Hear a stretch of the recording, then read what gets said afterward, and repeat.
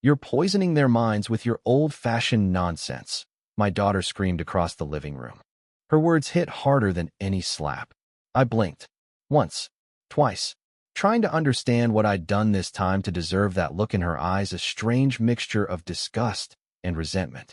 The room fell silent except for the rustling of the curtains in the open window and the soft breathing of my youngest grandson, Leo, who was sitting beside me, clutching the edge of my cardigan like a life raft. She stormed toward me, her face red, her fists clenched. "Even my kids can't stand you," she spat, jabbing a finger at my chest. "I don't know what you've been whispering to them behind my back, but enough is enough. You need to go." That was the moment I knew. I was no longer welcome in my daughter's house. It was surreal, almost theatrical, like something from a cruel soap opera, but this was my life. And I was standing in the middle of it, a 73-year-old woman being evicted from her daughter's heart, home, and life. For 2 years, I had lived in her guest room.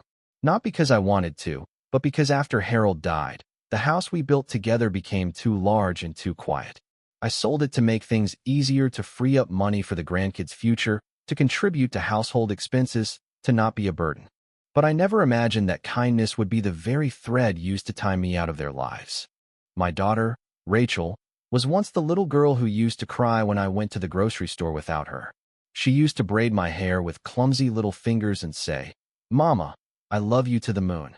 But now she looked at me as if I were some decaying reminder of a past she didn't want.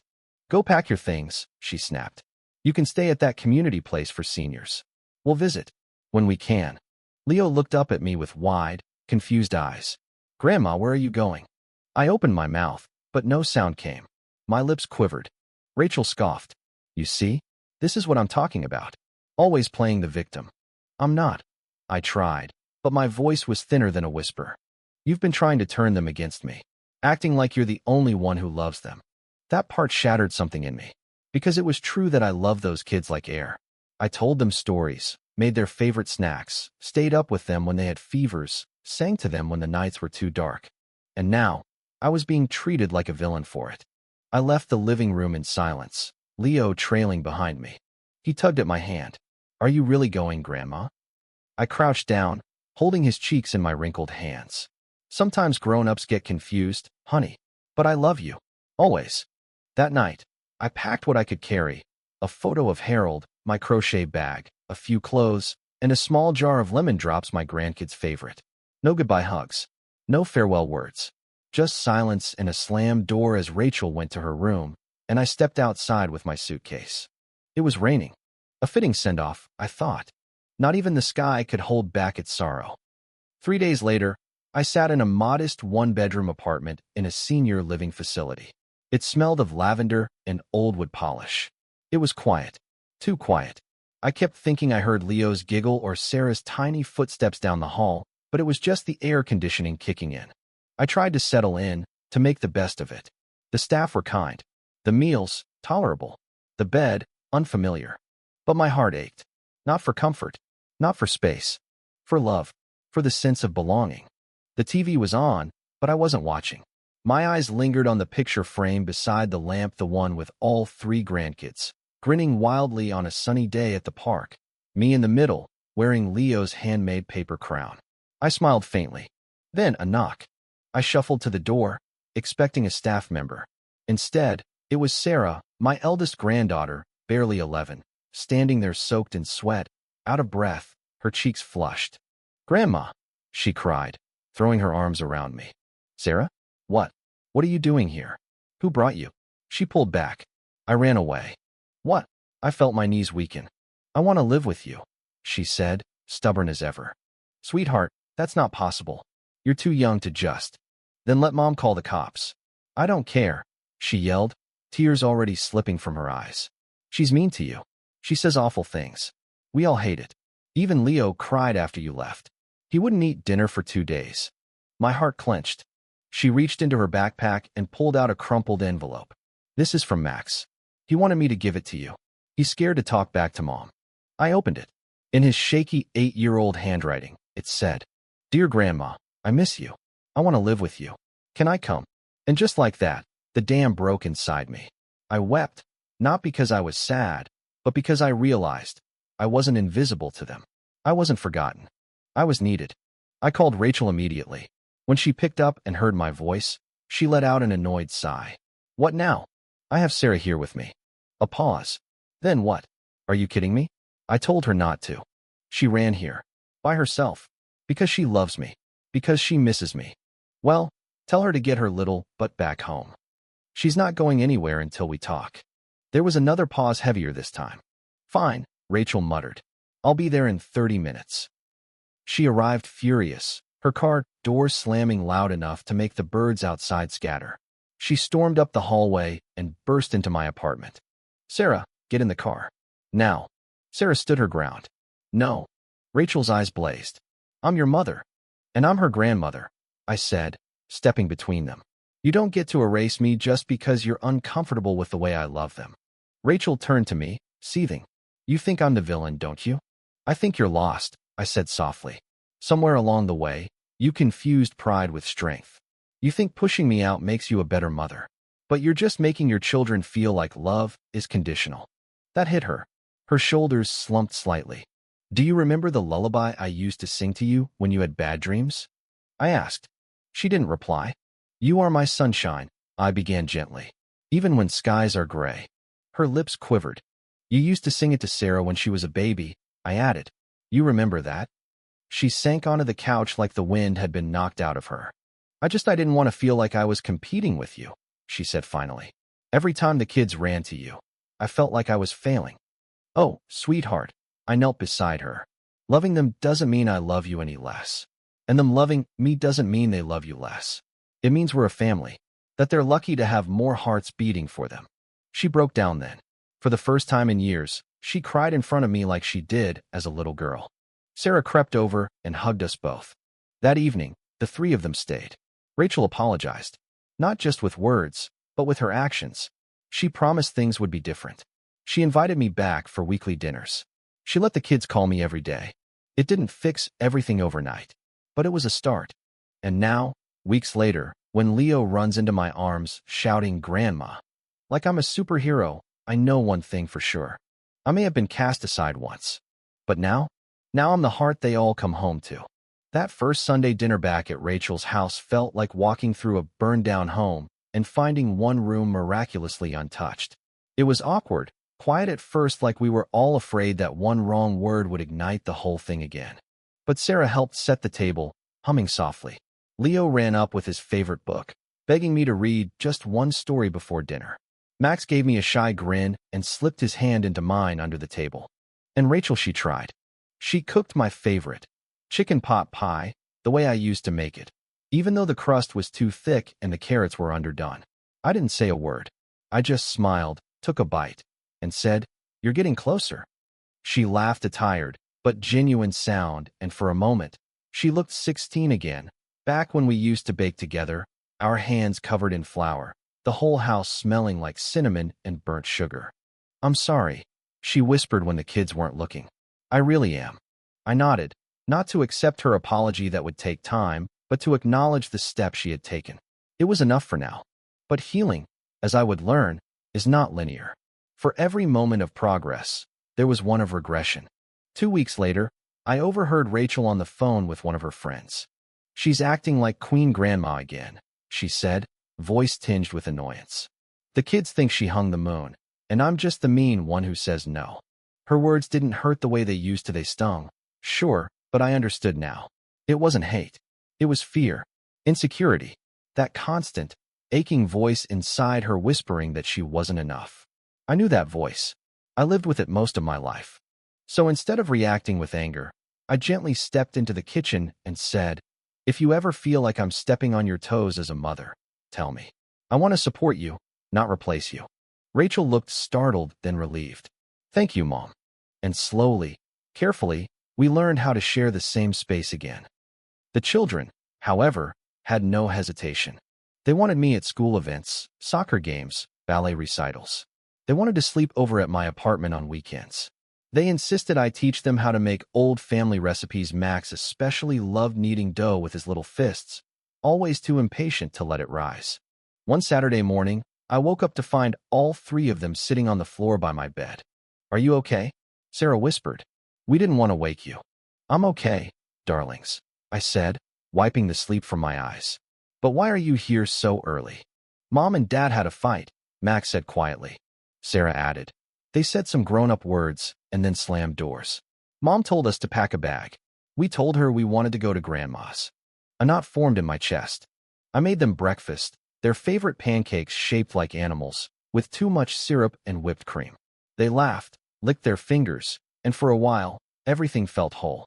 That night, Rachel called. Her voice was brittle. They're not mad at me, are they? No, I said. They're just children. They go where they feel safe. I'm failing, aren't I? She whispered. No, I said gently. You're learning, just like the rest of us. That winter, Leo got the flu.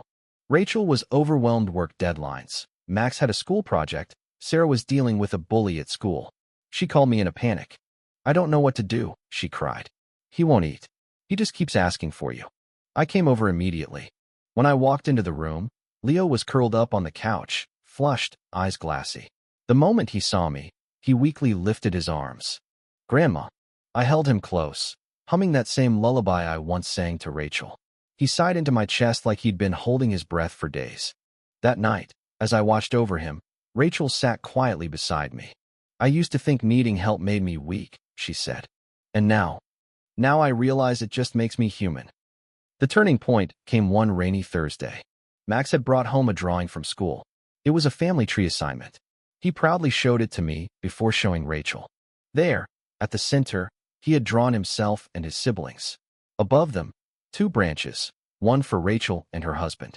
The other? Me. You gave me my own branch, I said, touched. You're part of everything, he said simply. You're our heart. Rachel saw it later and cried. Real, uninhibited tears. That night, she sat beside me as the kids slept in the next room. I spent so long feeling like your shadow, she admitted. But I see now that you weren't casting one. You were building shelter. I reached out and took her hand. You are doing better than you think, I said. And your children, our children, are thriving because of you. She looked at me then, not as a threat, not as competition, but as a partner. Spring brought new warmth both outside and in our family.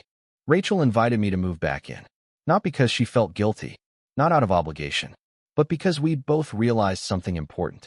Family isn't about perfect roles. It's about showing up even when it's messy, even when it hurts, even when we fail each other. But I declined. I had built something precious at my apartment, a quiet space filled with light and memories, where the grandkids could visit freely, where I could be myself without feeling in the way. Instead, we created a new rhythm. I was there every weekend. Rachel came to me for advice, laughter, and sometimes just quiet company. The kids often said, I love it here, Grandma. It feels like magic. And maybe it was. Maybe healing after all is a kind of magic. But nothing prepared me for what happened on the night of the school play. Leo was playing a sunflower. Sarah was the narrator. Max, the mischievous bunny. I sat in the front row with Rachel, both of us dressed up, cameras ready. As Sarah stepped forward to speak, she paused. Then, she looked right at me and said, loud and clear, this story is about someone who helps things grow. Someone who never gives up on you. Someone who loves you even when you're broken. She pointed to me. That's my grandma. The whole auditorium turned to look. My chest tightened. My eyes burned.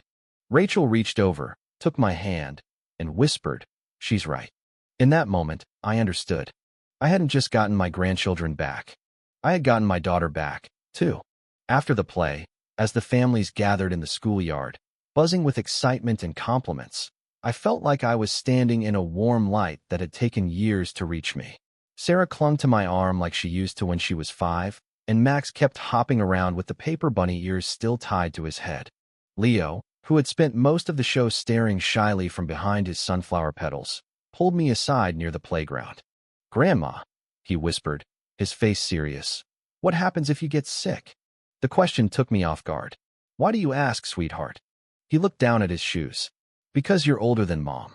And sometimes old people go away. I crouched down beside him, gently brushing his hair back. Well, yes, that's true. But I'm not going anywhere right now. But what if you do? He pressed, tears threatening to spill. I opened my arms, and he ran into them. Holding him close, I said, then you'll remember every story we read, every silly voice I used. You'll remember how I told you that you are kind, brave, and smart. And even if I go somewhere far, my love will never leave you. Ever. He nodded into my shoulder, and we stayed like that for a long time. That night, back at my apartment, I couldn't sleep. His question echoed in my mind like a bell in a deep cave. It made me realize something I had been quietly avoiding. I wouldn't be around forever. My time with them, no matter how full, was still finite. So I began writing. Each night, I penned a letter to each of the kids. One for their 10th birthdays. One for when they fall in love. One for the day they feel like they've failed. Dozens of letters, tucked away in a wooden box, sealed with my perfume and prayers. I even wrote one for Rachel. Dear Rachel, it began. You were never meant to carry the whole world alone. You always had my hand, even when you couldn't feel it. I wept over that one the most.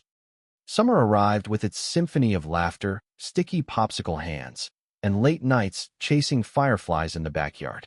Rachel and I hosted a small barbecue for the kids' neighborhood friends.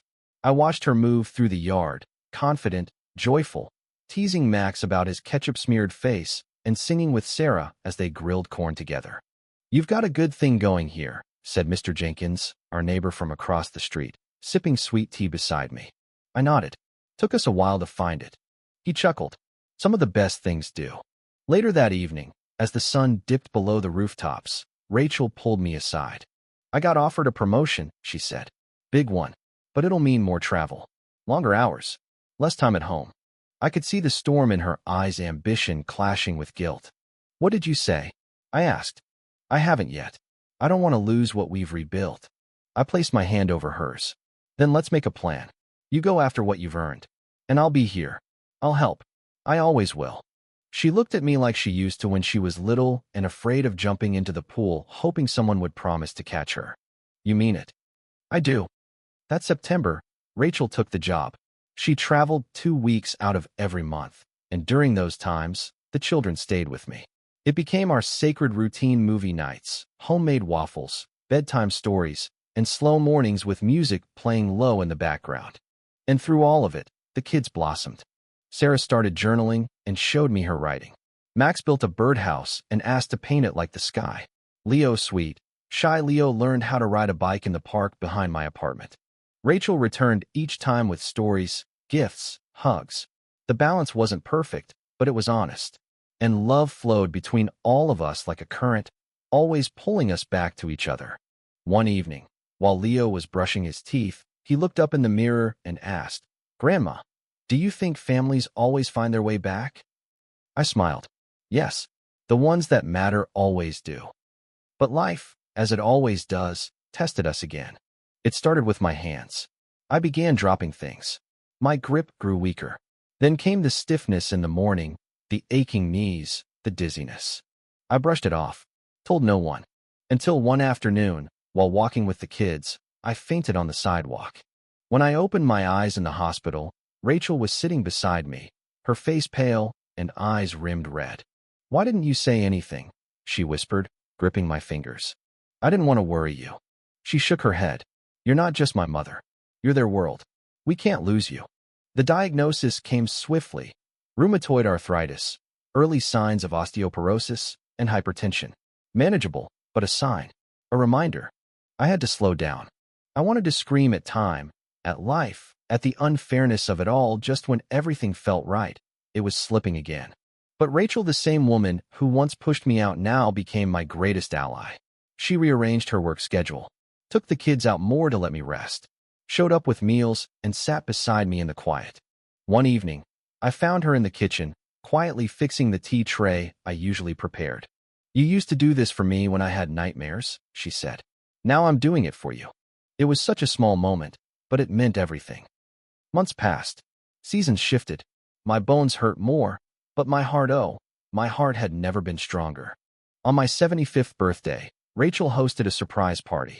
Friends, neighbors, and even some of the other mothers from school came. But the greatest surprise? A video the kids had made. They stood side by side, holding cue cards, each taking turns. Things our grandma taught us, Sarah began. Max held up a card. How to make pancakes. Leo, how to be brave. Sarah, that it's okay to cry. Max, that love is never wasted. Leo held the last one, that we are never alone. By the end, there wasn't a dry eye in the room, including mine. Rachel came up, pulled me into a hug, and whispered, I hope I become half the woman you are. I kissed her cheek. You already are. That night, after the house had emptied, and the dishes were stacked, and the laughter lingered like perfume, I sat by the window, looking up at the stars. I thought about how far we'd come. From rejection to reunion. From silence to song. From being cast out to being the soul of this family. And I realized something. The pain was real. The betrayal had cut deep. But what had grown in its place, this raw, messy, beautiful love, was stronger than anything we'd ever had before. Because it was earned. And more than that, it was shared. The first snowfall of the year came earlier than expected. It painted everything in white, the trees, the rooftops, the sidewalks, as if trying to give the world a clean slate. I stood by the window of my apartment, watching it fall softly, thinking about how different everything looked, and yet how deeply familiar it felt. The kids had begged to come over after school, and Rachel, now far more open and trusting than ever before, simply said, of course. They arrived bursting through the door, cheeks red from the cold, arms full of scarves and giggles. We built a snowman, Max shouted, pulling off his gloves and showing me a photo on his mom's phone. We named him Harold. I laughed. Your grandpa would have liked that. Leo tugged on my hand. Can we make cocoa? Like you always do. We gathered in the kitchen, and I watched as Sarah took over the way I used to boiling the milk, carefully whisking in the cocoa powder and sugar, topping it with just the right amount of whipped cream. She had learned not just the steps, but the care, the heart. She handed me a mug and smiled. Your recipe. Always. There was a knock on the door, then unexpected. When I opened it, it was Rachel. I figured I'd join you tonight, she said, brushing snow off her coat. I could use a little warmth. Something in her eyes told me more, a weariness, a burden she hadn't yet shared. After dinner, while the kids played board games in the living room, she and I sat on the couch. She clutched her mug like a lifeline. I might be getting a divorce, she said suddenly. I sat still, absorbing it. We've been in therapy for a year, she continued, trying to make it work. For the kids. For the image. But I'm exhausted. And so is he. I took her hand. I'm sorry. I feel like a failure, she whispered. You're not. She gave a bitter smile. That's what you said when I screamed at you. When I told you even my kids couldn't stand you. And now look. I forgave you, I said quietly. Because you were hurting. And now it's time you forgive yourself. Tears slid down her cheeks. Do you think the kids will hate me? No, I said firmly. Because they'll see your strength. They'll see your truth. And they'll see how much you love them. Because love isn't always holding on. Sometimes it's letting go. She buried her face in my shoulder and sobbed, and I held her, just like I used to when she was 5, and scraped her knees on the sidewalk.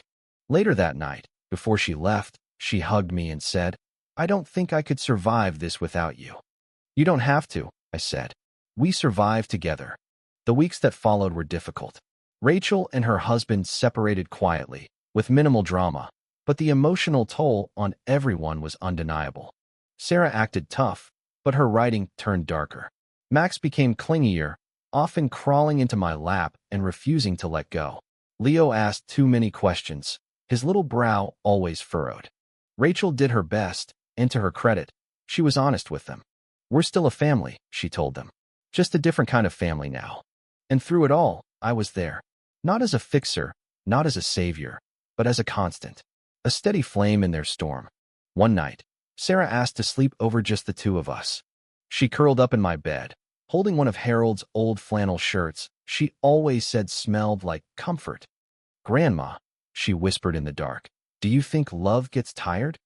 I turned to face her. What do you mean? Like, Mom and Dad. They used to be in love. Now they're not. Did their love get tired? I thought carefully before I answered. I think sometimes people change, I said. And if love doesn't grow with them, it gets stuck. It starts to crack.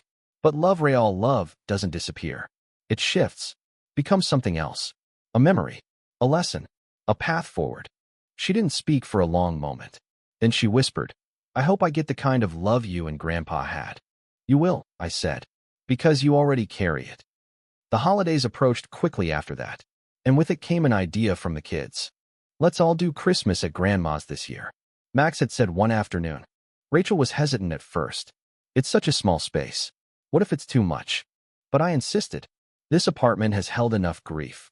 Let it hold joy now. So we decorated together. Paper snowflakes on the windows. A tiny tree in the corner, covered in mismatched ornaments, some hand-painted, some passed down. We even put Harold's old Santa hat on the bookshelf, where he used to read to the kids every year. The night of Christmas Eve, we cooked together. Rachel made her famous glazed carrots. I baked my cranberry cake. Sarah set the table with linen napkins she had ironed herself. And when we sat down to eat, it was Rachel who raised her glass. To my mother, she said, who taught me that second chances are a gift we give each other, and that strength doesn't always roar. Sometimes it's quiet, steady, and it smells like cinnamon and cocoa. Tears welled up in my eyes. To Grandma, the kids echoed. After dinner, we sang carols, unwrapped gifts, and I watched the flickering candles dance across their faces. For the first time in years, there was no tension, no resentment, just warmth, just family.